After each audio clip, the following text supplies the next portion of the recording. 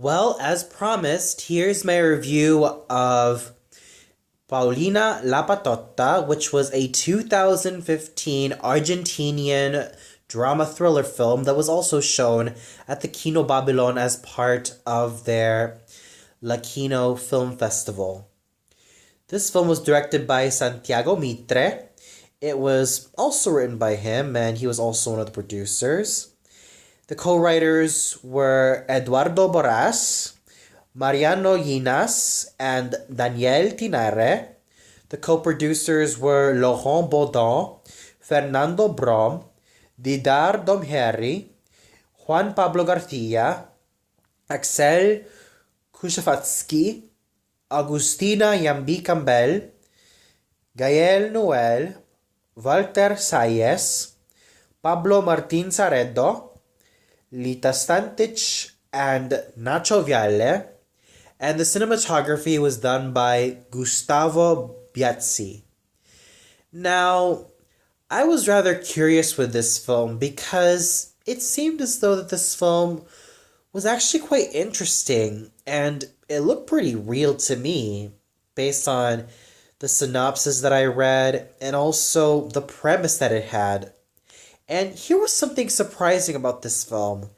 Did you know that this 2015 film, Paulina or La Patota, was also a remake of a film by the same name that was done in 1960? I didn't know that. It was rather surprising for me because I never saw the original. So it looks as though that I have to judge this film as a standalone film. And even after I left the cinema, I was completely speechless. Everything just really put me on the edge of my seat and almost made me shed a tear or two because of the fates of certain characters. Now, the story of this film, I'd have to say, is just really strong all around. You have this one young woman who is on the verge of completing her PhD, and then you have her father who convinces her that she should stay in Buenos Aires. But, well, she really feels that it's high time that she wants to do something that she wants to do, like teach in a rural school. So, she gets the chance. Unfortunately, after her second week, and after spending the night in a friend's place, she ends up getting attacked by men who end up violating her. And this, of course, leads her to try to fight her own battles herself. So you could really see that it's Paulina and Fernando, her father, who really move the story along. You could really see that you see different sides of the coin, wanting to see which side is right and just and which side needs to have more improvement of how systems go. You could really see that this is definitely something that is real, something that is raw, something that is so believable, and something that is more than just plausible, but something that is really much an eye-opener. You could really see that this film has really put me on the edge of my seat of just how true and just how real and how raw it is.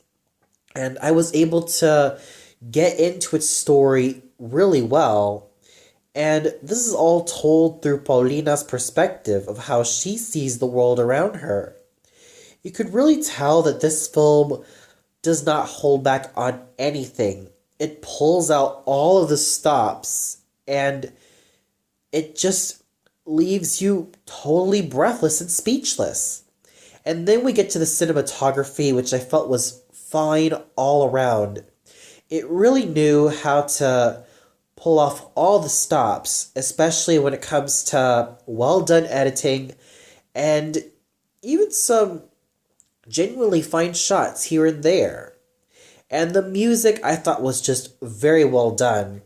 You even have a lot of eerie, somber pieces of music that play throughout the film, which really does well in the film's favor. And the characters, I have to say, were just all around engaging, especially Paulina and her father Fernando. Now, these two characters are what really make the film stand out. Let's start off with Paulina. Now, Paulina is a headstrong, independent, and kind of feisty young woman who's not afraid to do things her way and even lay down the law in her own means possible. She's definitely a strong character who fights for what she believes, and even though she is constantly at odds with her own father, she definitely tries to make sure that she doesn't lose her own battle. Her father is basically on the traditional side of the law, since he is a judge, and it's his duty to really uphold the idea of justice. And you could really see the struggle that these two have, especially when it comes to Paulina's unfortunate accident.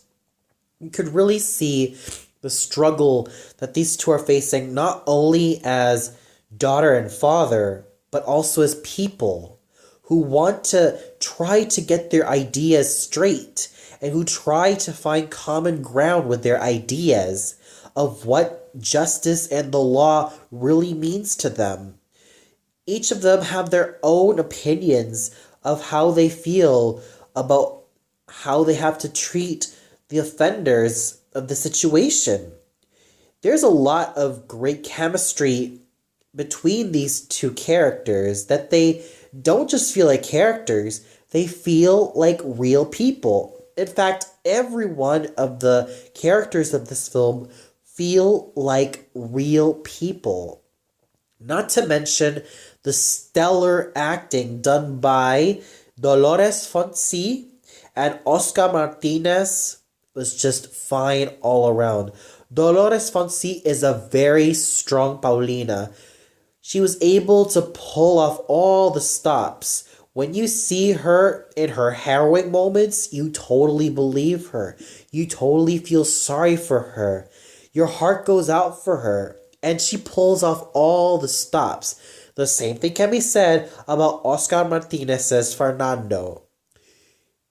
He really nailed it. They nail their parts really well that my heart totally goes out for them. So overall, Paulina La Patota definitely is a film that is so worthwhile.